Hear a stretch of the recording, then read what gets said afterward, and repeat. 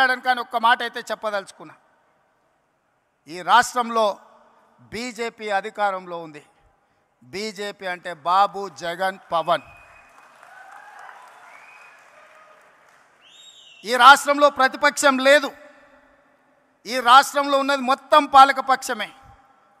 బాబు గారు మోడీ పక్షమే, జగన్ గారు మోడీ పక్షమే, పవన్ గారు మోడీ పక్షమే.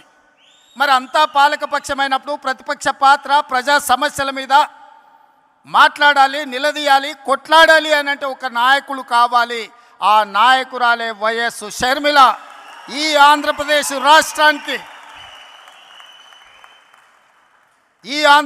రాష్ట్రానికి ప్రజల పక్షాన, బడుగు బలైన దళిత గిరిజన మైనారిటీ మహిళల పక్షాన నిలబడి కొట్లాడేది, నిలబడి మాట్లాడేది, ఢిల్లీతో నిలబడి కలబడేది వైఎస్ షర్మిల. షర్మిల గారి నాయకత్వంలో మీరు పనిచేయండి.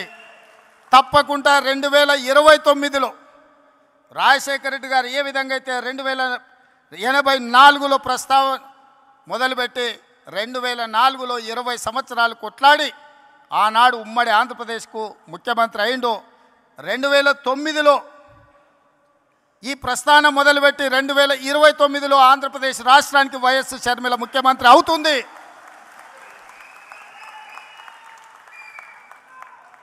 కార్యకర్తల త్యాగం, వైఎస్ షర్మిల పోరాటం ఊరికే పోదు.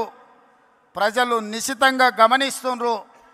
2029లో ఈ దేశానికి రాహుల్ గాంధీ గారు ప్రధానమంత్రి అవుతారు. ఆంధ్రప్రదేశ్లో కాంగ్రెస్ పార్టీ అధికారంలోకి వస్తుంది.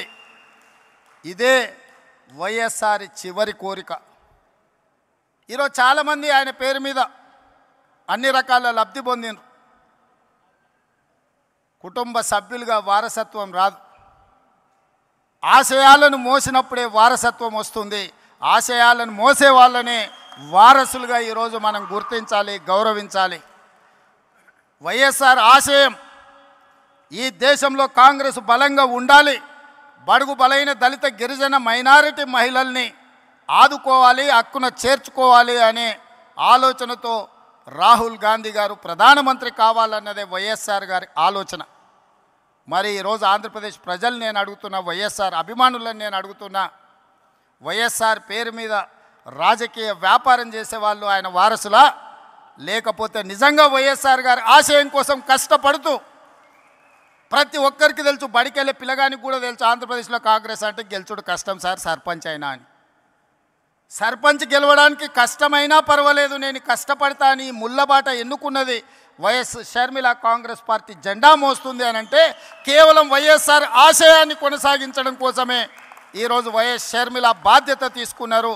తెలంగాణ రాష్ట్ర ముఖ్యమంత్రిగా, తెలంగాణ కాంగ్రెస్ పార్టీ అధ్యక్షుడిగా గాంధీ కుటుంబానికి వారిచ్చే ఆదేశాలను పాటించేవాడిగా 100% మీకు అందరికీ అండగా నిలబడతాం.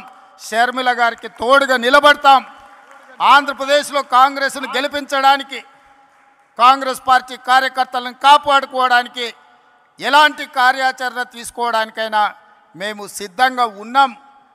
నా మంత్రివర్గం అందరూ ఈరోజు ఇక్కడికి వచ్చిండ్రు అని అంటే మేమందరం